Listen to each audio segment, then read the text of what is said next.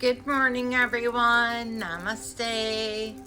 I am going to read out of a new book I was guided to get. It's The Forbidden Laws of Reality, Unveiling the Secrets of the Universe. And there's nothing on the back, so we're going to start with the introduction. It says, The Forbidden Laws of Reality by Kaylin Jr. isn't your typical self-help or manifestation book. While most guides focus on positive thinking and surface level techniques, this work claims to reveal hidden, powerful principles that govern existence itself. The author calls them forbidden because they challenge conventional wisdom and uncover truths rarely discussed openly. Written in esoteric and often cryptic style, the book explores how awareness, energy, and unseen forces shape reality in ways that can feel both enlightening and unsettling. So the first one they're going to go over today is going to be the law of awareness. And number one is meaning of the law. So the law of awareness states that reality responds to focus. What we notice, think about, and emotionally invest in becomes our raw material from which our experiences are built. Positive awareness is not passive. It acts as a creative force. Everything we repeat, every feeling we hold on to, and every detail we give attention to becomes like a seed planted in the soil of reality. This law suggests that most people live unconsciously. They react to events without realizing that their own awareness has been fueling those very experiences. By failing to direct attention deliberately, they leave their lives shaped by random inputs, fears, and distractions. The law of awareness invites us to reclaim control by consciously choosing where we place our focus. So something that my guides had me start doing a couple of years ago is to stop paying attention to the news. Don't even give it any light. If you do happen to hear something that's negative, then just send it light and love, surrender it to God, and leave it kind of at that, because where your energy is flowing to, or your attention is going, where your attention goes, energy flows to that. So I don't give any light to that. And most of it, I believe, is to distract you and to keep you in a lower vibrational state. So that's just my opinion. So it says, number 2, deeper explanation. Awareness functions like a lens. Imagine reality as a light, vast, limitless, and everywhere. Awareness is the lens that focuses that light into form. If the lens is dirty, cracked, and always pointed towards the negative, the experience will be distorted. If the lens is clear and aimed with intention, the image becomes sharper and more meaningful. This law also implies that our inner state and outer world mirror each other. When we constantly notice lack, conflict, or fear, we amplify those patterns.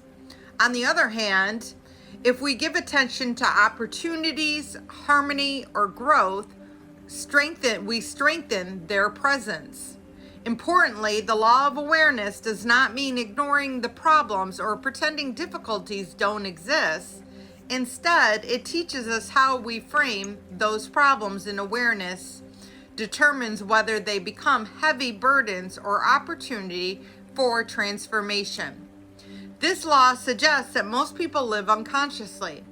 They react to events without realizing that their own awareness has been fueling those very experiences.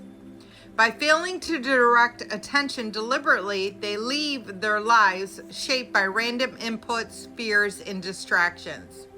The law of awareness invites us to reclaim control by consciously choosing where we place our focus. So, I guess I could read some more. This is number 3, practical application. It says, consciousness focuses practice each morning. Before starting the day, set an intention. Today I will notice opportunities instead of obstacles. This small shift trains awareness to filter reality into a more empowering way. Awareness journal. Keep track of reoccurring thoughts and feelings. Over a week, pattern emerges, revealing where your awareness habitually flows. If most entries are about stress, worry, or fear, that's the direction your reality is being shaped. Attention redirection. When caught in negative, pause, ask, what else is true right now? For example, if stuck in traffic, an awareness can shift from frustration to gratitude for having transportation or a time to listen to something uplifting. Mindful consumption. Be selective about what you read, watch, or listen to. Media and conversations influence awareness, and by extensive reality, choose inputs that feed the outcomes that you want to experience. And the last part of this is going to be reflection. The law of awareness is powerful because it's both simple and difficult. Simple because anyone can shift their focus in any moment. Difficult because human minds are easily distracted and conditioned by external noise. Mastering this law requires discipline, and the discipline to notice what you notice and to redirect attention towards what actually matters. In practice, this law transforms ordinary life. A person who constantly focuses on problems to begin to live in a world of endless problems. Another who trains awareness on solutions discovers resources and pathways others have missed. Over time, this difference compounds, leading to externally different realities. The law of awareness is the foundation for all the forbidden laws.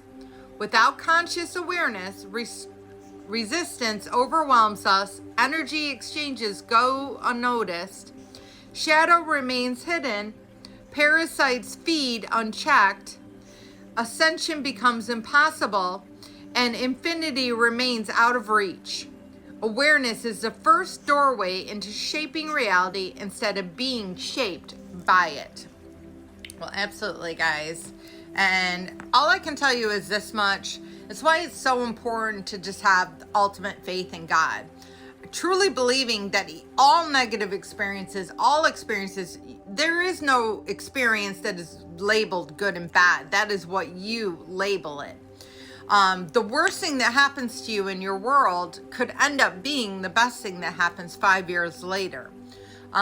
People that you don't think that should leave you end up helping you from the other side, and your life gets better. I mean, you just don't know the rhyme and reason to everything. So just having that ultimate faith that it's all working out for your best and your highest good. I hope this helps. I love you all. Have a blessed day, and namaste.